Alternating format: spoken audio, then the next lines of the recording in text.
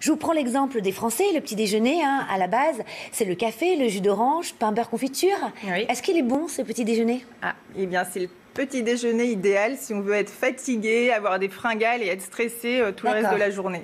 Ah oui. Oui, pourquoi? Parce qu'en fait, il entraîne une hyperglycémie, puisqu'il y a des sucres rapides, qui fait que plusieurs heures après, on va avoir une baisse d'énergie, des fringales et envie justement de reprendre soit du sucre, soit des excitants pour se sentir bien. Alors, mais comment changer notre alimentation tout en gardant les goûts de notre culture, de notre enfance? C'est le petit déjeuner des Français. Eh bien, dans le livre, on donne plusieurs alternatives avec plein d'idées de petits déjeuners. Mais par exemple, tout simplement, vous pouvez commencer par remplacer le pain blanc par un pain complet au levain bio, donc qui va être plus digeste. Oui.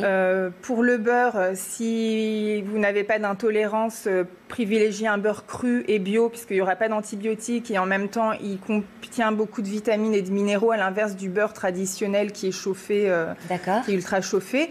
Pour les personnes intolérantes ou même pas intolérantes, elles peuvent aussi alterner avec la purée d'amandes et de noisettes, qui c'est un goût super gourmand. Et pour pallier au café, moi c'est impossible d'arrêter le café le matin par exemple. Eh bien, le thé, ou alors le prendre après 10 heures. C'est marrant hein, dans la naturopathie.